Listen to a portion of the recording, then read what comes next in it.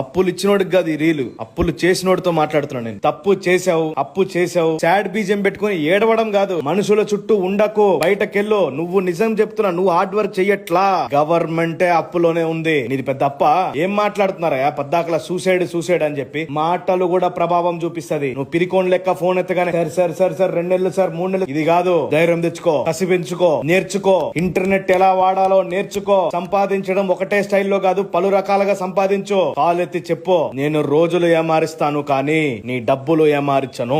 వాళ్ళు నీకు కాల్ చేసే ముందే నువ్వే వాళ్ళకి కాల్ చేయి. డిఫరెంట్ మార్గం వెతుక్కోకుండా సాడ్ స్టేటస్ అని చెప్పి ఆన్లైన్ లో టైప్ చేసి స్టేటస్ పెట్టడానికి ఉంటదా మీకు టైం? కొత్త మార్గం వెతకరు. ఈ రోజు ఇంటర్నెట్ ఎంత సహాయపడుతుంది తెలుసా? ఏ ఒక్క రోజున మీరు ఆలోచించగలిగారా? నాటి మనిషిగా చెప్తున్నా, నువ్వు ఎంత బాధ అనుభవిస్తున్నావో బాగా అర్థం చేసుకోవాలి. నువ్వు అనుకుంటే అన్ని చేయగలుగుతావు. యుద్ధాల్లో వీర మరణమే పొందాలే గాని తనకు తానే పొడుచుకుంటే అది వీర మరణం కాదు. చచ్చిపోవడానికే భయం